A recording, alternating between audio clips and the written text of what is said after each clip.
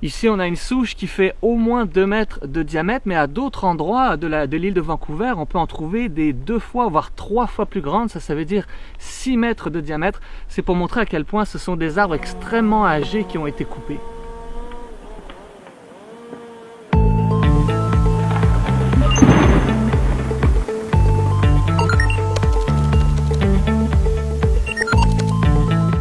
Je ne sais pas si vous me voyez, là je suis à gauche de l'arbre, tout en bas.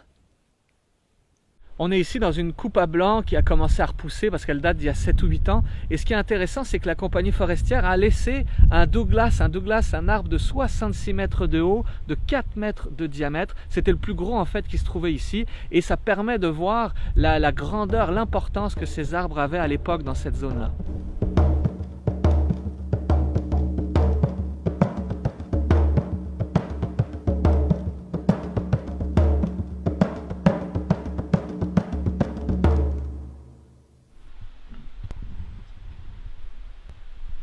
Certains arbres de l'île de Vancouver ont plus de 1000 ans, c'est de véritables témoins du passé, et la forêt pluviale tempérée, c'est une de celles qui capte le plus le carbone. Les coupes à blanc comme celle-là, on les retrouve souvent très loin des villes, donc c'est pas toujours facile d'avoir conscience de leur présence. Il faut rouler plusieurs heures dans la forêt ici pour pouvoir voir ces immenses zones forestières qui ont disparu.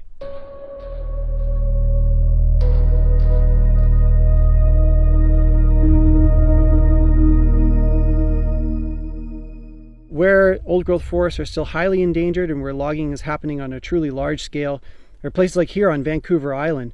It's here where we have the biggest trees that still grow and still exist, that old-growth logging is taking place to the tune of more than 10,000 football fields per year, and where old-growth protection is truly lacking.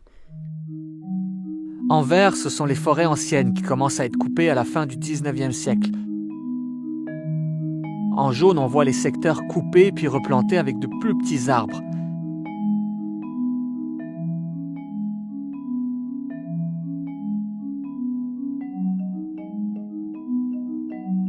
La forêt ancienne a presque disparu. Et en rose, c'est la forêt de deuxième génération, les repousses d'arbres de moins de 100 ans qui se font à leur tour couper.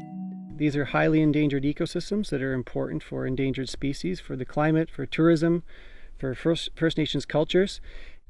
In the past few decades, there's been a huge decline in the forest industry in British Columbia, and that's largely due to the closure of mills and the increase in the export of raw, unprocessed logs to foreign mills. So rather than processing the wood here, we're shipping it away in gigantic ships to foreign countries, and then we buy it back from them. 93% de nos arbres exportés vont en Asie. Depuis 2009, les exportations de billes de bois vers le Japon ont presque doublé. Celles vers la Chine ont été multipliées par 10. And what we need are laws and legislation, science-based policies that create the rules to protect these forests. Because if industry is allowed to cut these forests down, they will. Il faut préciser que couper ces arbres, c'est légal, l'industrie a tout à fait le droit. Les compagnies forestières rappellent au passage que l'exportation génère des milliards de dollars, et même si l'emploi est en baisse, elle donne encore du travail à des dizaines de milliers de Canadiens. Well, when the government says that they're protecting 55% of old-growth forests on BC's coast, that's actually incredibly misleading.